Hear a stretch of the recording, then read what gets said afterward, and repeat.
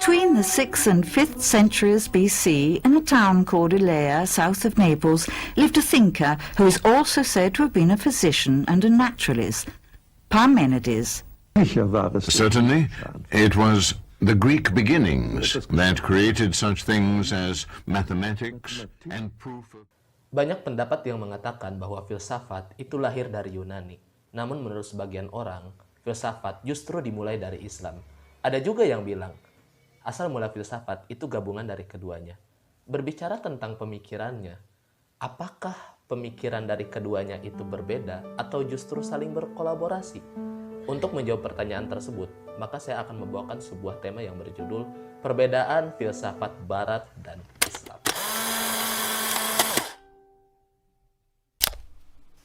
Kalau kita search di Google tentang filsafat, baik filsafat Islam maupun filsafat Barat, itu tidak terlepas dari yang namanya paradigma. Mengapa demikian? Karena memang keduanya menjunjung tinggi yang namanya akal. Socrates percaya bahwa akal dapat membedakan baik dan buruk. Itulah kenapa yang baik dan buruk tidak mengenal batasan atau akan berlaku sepanjang zaman. Bahkan banyak ayat Al-Quran yang memerintahkan manusia untuk memakai akal dalam landasan berpikir. Sebagaimana dalam surat Qaf ayat 6-7, atau Rik ayat 6-7, Tadabar pada Sod 68-69, sampai Tafakru An-Nahl 68-69.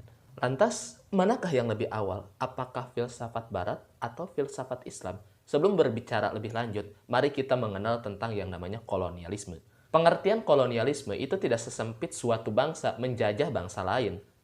Tetapi lebih besarnya ialah bangsa yang dijajah ikut membangun citra bangsa yang menjajah.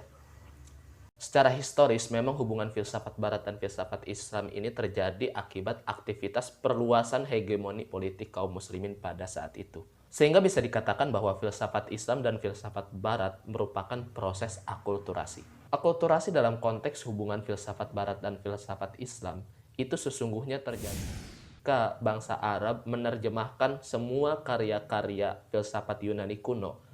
Sehingga bisa dikatakan bahwa filsafat Barat itu lebih dahulu munculnya. Namun, keduanya itu saling berkolerasi. Hubungan dari kedua filsafat ini bisa dibilang sama, namun sebenarnya berbeda. Secara kontekstual, mungkin sama-sama menggunakan akal. Namun secara konseptual, filsuf Islam ini lebih menyandarkan pemikirannya berlandaskan wahyu. Ya, simpelnya Islam memadukan agama dengan filsafat. Sehingga cirinya filsafat Islam ialah berusaha sekuat tenaga untuk memadukan akal dengan agama. Secara makro, memang keduanya berpikir bebas dan radikal. Kedua-duanya pun menggunakan logika akal dialektika. Keduanya sama-sama mengkaji tentang realitas alam dan kosmologi. Namun yang paling berbeda di antara keduanya ialah filsafat Islam itu lebih condong terhadap religius. Namun filsafat Barat itu lebih condong terhadap rasionalitas. In Islam, but it is also true that at one point this tradition was turned over, so to speak, from the philosophical discourse to the theological discourse. And my position is that secara mikro kita ambil contoh paradigma terkait manusia. Karl Marx bilang manusia itu bersifat materialisme yang menolak signifikan ide. Sehingga bukan Tuhan yang menciptakan manusia, tetapi manusialah yang menciptakan Tuhan. Begitupun menurut Sigmund Freud. Beliau menganggap bahwa seseorang yang menganut agama itu memiliki gangguan jiwa. Sehingga esensinya bisa kita simpulkan bahwa manusia itu makhluk yang bebas dan tidak terikat undang-undang ilahiyah. Tentu saja berbeda dengan filsafat Islam. Ibnu Arabi bilang bahwa manusia ialah al-jism al-qul. Keistimewaan manusia ialah memiliki akal. Akal diidentifikasi sebagai hati mistis.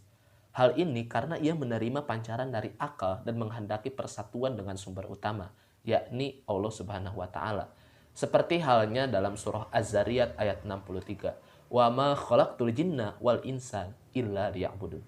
Sehingga bisa kita tarik esensinya bahwa manusia itu diberi kebebasan, namun masih terikat dengan undang-undang ilahiyah. Hubungan doktrin pemikiran filsafat Barat dan filsafat Islam sebenarnya sama saja, yaitu menggunakan akal. Namun, cara penggunaannya yang berbeda. Filsuf Islam itu menggunakan akalnya untuk mengkaji lebih dalam apa itu agama Islam, mengkaji tafsirnya, pengertian, dan hukum-hukum dalam agama. that Islamic philosophy in Islam, Arabic philosophy, which was pursued in Islam, was very lively and very active until a certain point in time when the culture somewhat has given up this activity. And the prejudice was that, in this case, an occupation more with religious literature, particularly with the Quran, actually has replaced the rationalist inquiry of the philosophers. Oke, mungkin hanya itu yang dapat saya sampaikan. Ini belum sepenuhnya benar, tetapi memang perlu dikaji kembali menurut perspektif masing-masing. Cukup sekian dari saya. Terima kasih, and see ya.